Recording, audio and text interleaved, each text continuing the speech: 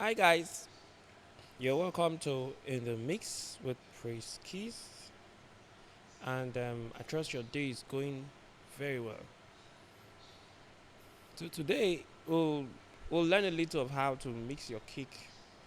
One thing I have come to understand is, as a producer, when you get a new beat and you want to push up to an artist to sing on it, it's nice you really do some mixing, some finishing touches. Don't just do a raw beat and all of a sudden you want to send it out to somebody.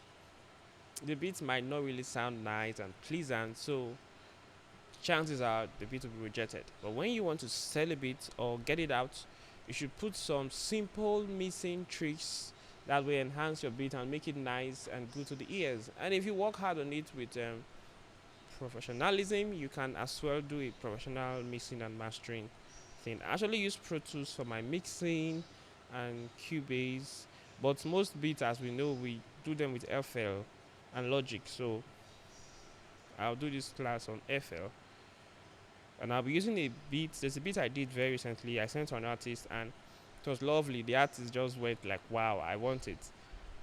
The beat is nice. She didn't know that I did some strong mixing on it already. So here is it.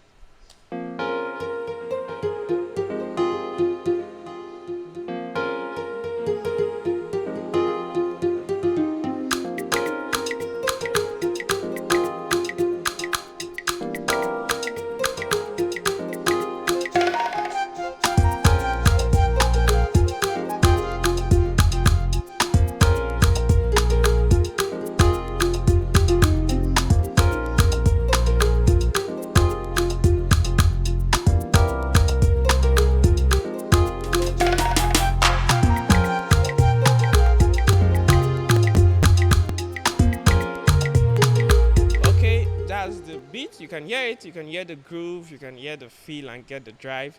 So I did a lot of sampling. I did a lot of sampling, and then I think it's over here. Okay, did some snares, key, conga, but we are starting with the kick today. So as you know, when you finish sampling your beat, we'll talk about sampling and beat making maybe in some other class. But when you finish sampling your beats, you actually click on this thing in your pattern roll. So this is my kick here, and then come straight to your mixer, and then right click on the place you want it to be.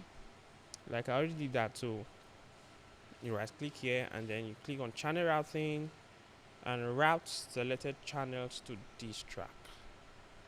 When you do that, your beat, your kick, or the what you highlighted here will actually directly come here, so you can mix. So when you click on this track, you have a lot of options to choose from. So for the kick now, I'll play everything again so you can get a feel of when the kick started from.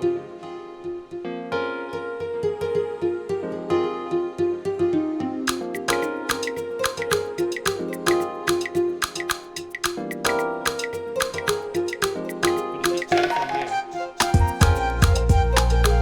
What we'll do, control right click, control left click rather, to highlight where we want to mix. So more like a loop. So it comes and then it starts from that same place again. Control and left click and drag to get this. So go back. Good. Now we can come to our mixing board and solo our kick. Now to solo a track, you just have to click on this place, this green place. You right click on it. So when you right click, it plays only that track. In this case, we are playing only our kick. This is our kick.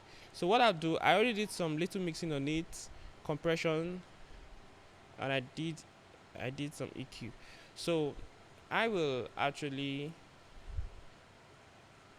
take out all the effects. Okay, you can take out the effects in two ways. Either you come down here on FL. I'm using FL12 actually. You come down here and click on this. When you turn it off, you take out the effect, so it's natural. When you turn it on, the effect will be there. Or you come to the plugin rack and click on the green dots, you can turn them on and turn them off. So what we'll do, we'll take out the effect and play just the kick. Since we are soloing just the kick, we'll hear only the kick. So this is it.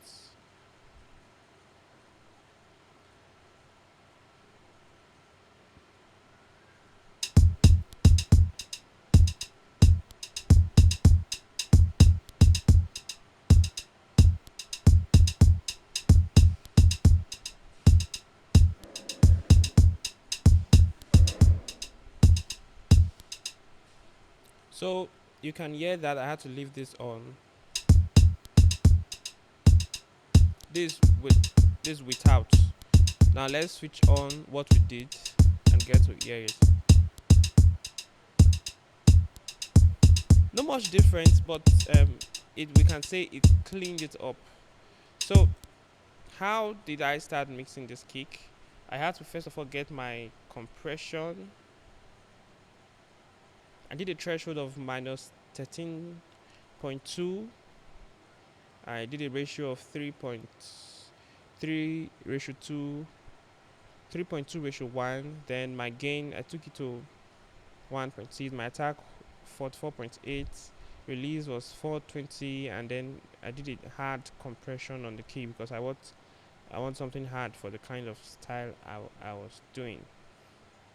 So let's go over this stuff. Let's assume we take out this one now, replace it with none. So sorry about that. So we just have the kick, and then the first thing to do is to come, and you can actually, usually I prefer EQing before compressing. Because EQ does the cleaning and enhancing before you compress it. So you're compressing a cleaner sound. So, but if you compress before EQ, it's more like you are EQing a compressed sound, and a compressed sound actually will max some EQ. So you'll be compressing, you'll be EQing blindly. So this is the kick, as raw as it is. So we will actually get the EQ on. Let's put the EQ. I'm using Fruity Parametric EQ2. I'll be using stock plugins, no external plugins, no hijackets. Everything is in your FL Studio. So click on EQ2. Now, one of the things you will take note of in the kick is that the frequency distribution of the kick is usually high in the low frequency, and then there's not much in mid frequency on the kick, depending on what you want, and depending on the type of kick though, then, but it's more on the low frequency. It occupies the lower part of the frequency distribution. Things like the snare, the hi-hat, the cymbal. Snare is more of the low mid, high mid, a little of the high.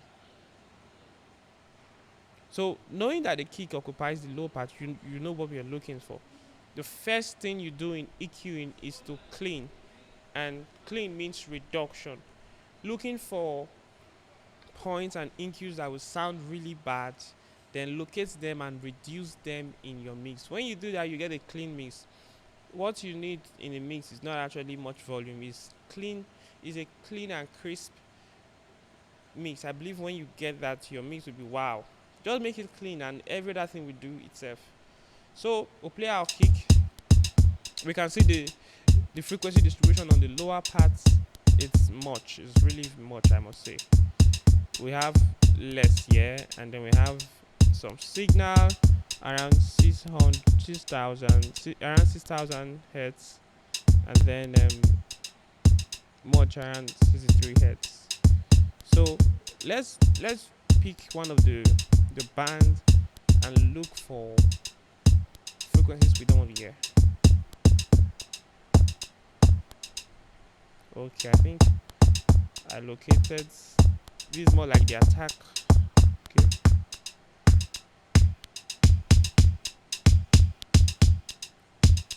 there's this buzzy sound here, so I don't think I want to hear that.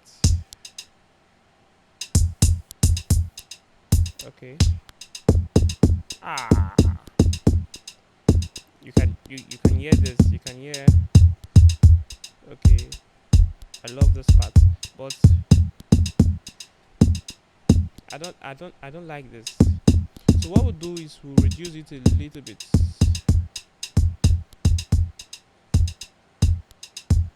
and it's a 3, so we can switch this to these, and then 3 and reduce this BW. Will reduce it, the bandwidth. Reduce the bandwidth, and then you can bring it down just to clean that part of the frequency. And then I think we've gotten that. The other place I saw something that we don't like, I think it's somewhere around here.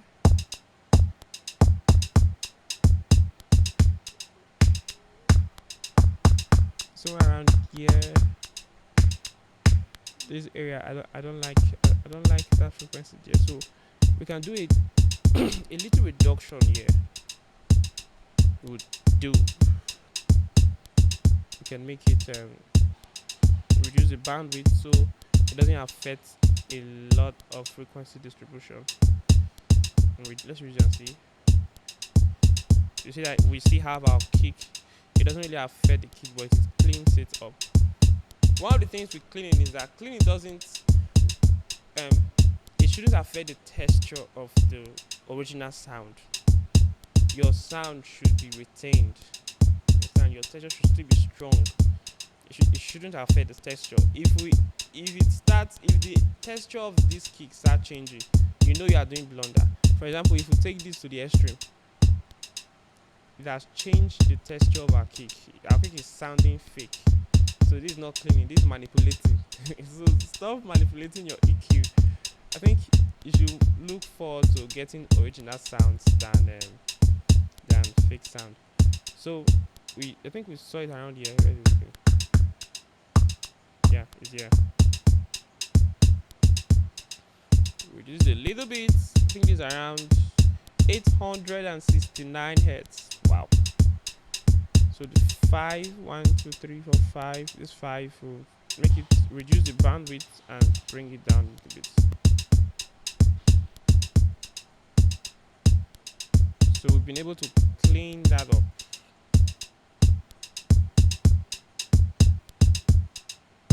Clean that. So our beat is sounding nice now. Our beat is sounding cleaned. Let's bypass. This is the original, and then this is the one we did. So we'll get another parametric EQ to do a little boosting. Now you can see that after we did some cutting, it's clean. We still have some frequencies in the low distribution. It means we have some range here that will really be attractive to us. So what we'll do, we'll check and see the one that's nice. Let's boost, just a little boosting. Not too much. Okay, we can leave it here, and then bring this down a little bit so that it won't be too busy. And then we already reduced the mid frequency, so we don't need to do much of that again. The other thing we'll do is it's kind of too boxy, so let's bring out the treble, the high frequency, so that it can have a voice, you understand, because it's more like inside. And what we'll do, we'll bring this up a little bit, we'll pin this down, make sure this is down, and bring this up a little bit. Number 6. So we'll make it now so it won't be too much. Now this is not, the kick is not in the high frequency distribution, but we just want it to sound out, so we don't have a much boxy mix. We can reduce this a little bit to bring that up.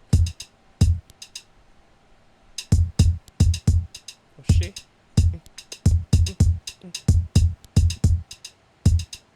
So let me play everything so that you can hear just with the EQ. You can see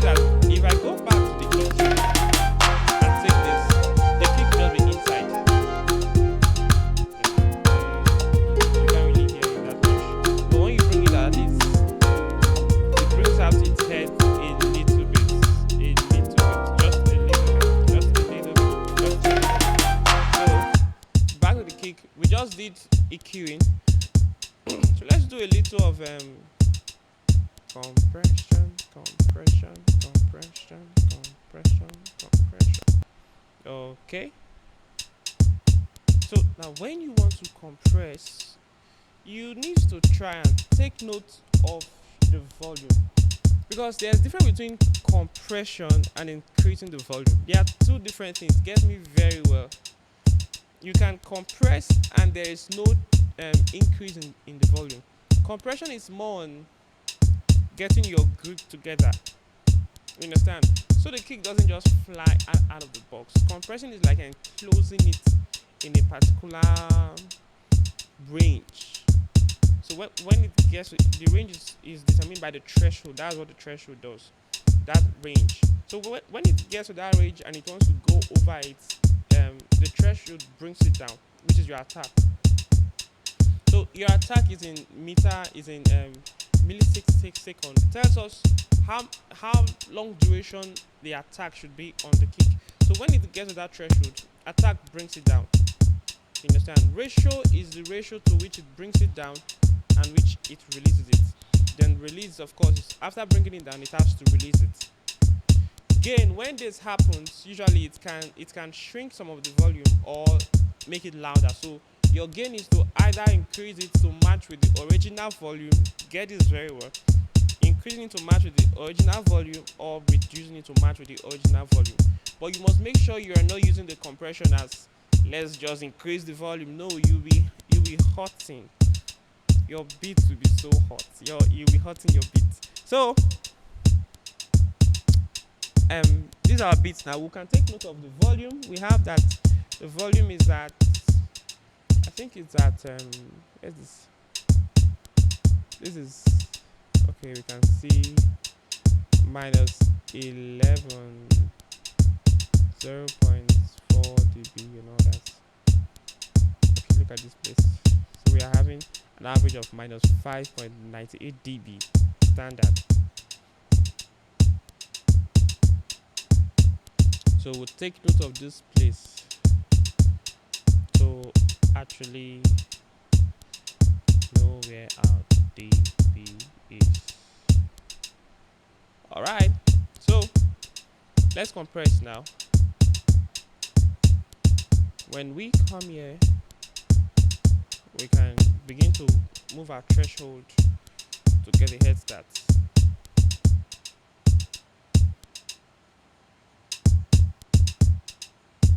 Okay, I think I love it that way. You see that we brought it down to 12 now. Before it was at minus 6, but now it's at minus 12. If I release it, it will go back. You can see it. So let's reduce it a little bit. So when we hear that it's compressed to some point, then we increase the treasury. You can put your treasury at 2.5 or 3 most to start with, ratio 1. So you can see it looks compressed now.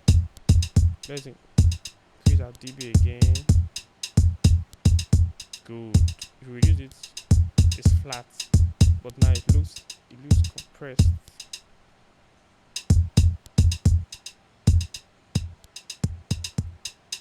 If you reduce it, you can see what's happening. It has over compressed it. A lot of producers make this mistake too. They just take everything inside. No, give it some air. So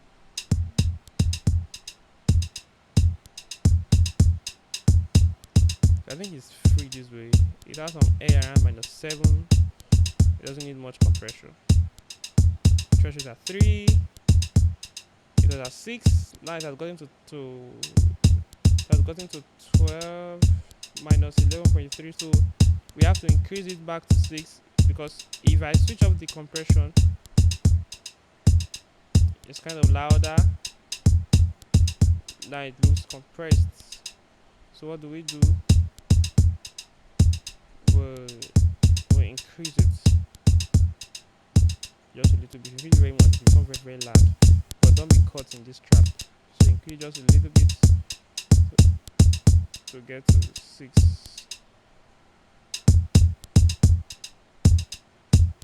Now, if we had not EQ'd before compressing, you'll be hearing all the wrong frequencies you don't want to hear, and bet me it won't be funny. The three, okay. The two is at 6.9. That is almost there. So I think it's clipping already. I could hear some distortion from the sound, so we can increase our attack to increase strength.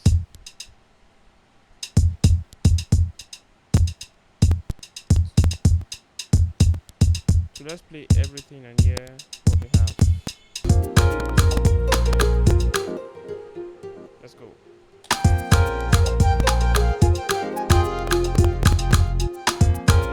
So you can hear the kick. The kick is strong. You can really come back here and do some more. Okay.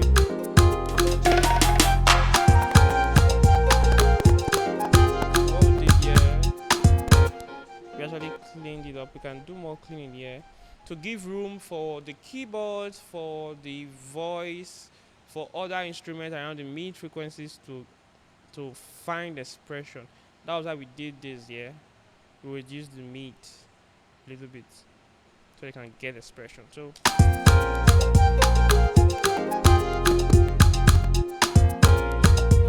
can see without is lifeless, hopeless, homeless, goalless, and all that. But when we switch it on, you see a strong kick. It's not distorting, it's not too heavy, it's just there for us the way we need it.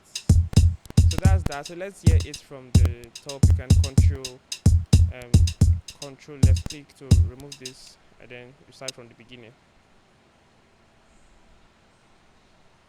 Okay, we have to solo it. All right, so let's go.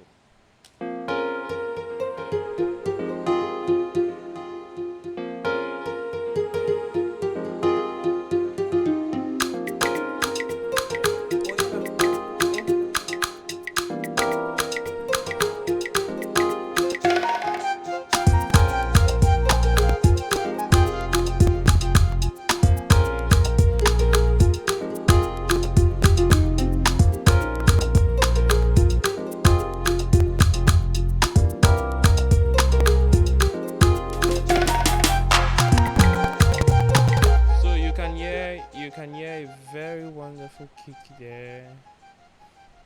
So you can add a limiter actually, but I don't do that now because it's just for a test running, like you're saying to an artist to check what I did. So you don't really need much limiting. Just leave the kick to be free. Having a free beat is better. You understand? Because know that there's a limit in here already. So you don't want to limit everything. Everything. So just leave it this way and let everybody be happy. Thank you very much. On our next class, next video, we'll talk about the bass, the snare, how to do some of those things. You can see there's an automation here. Automation here. You can see it.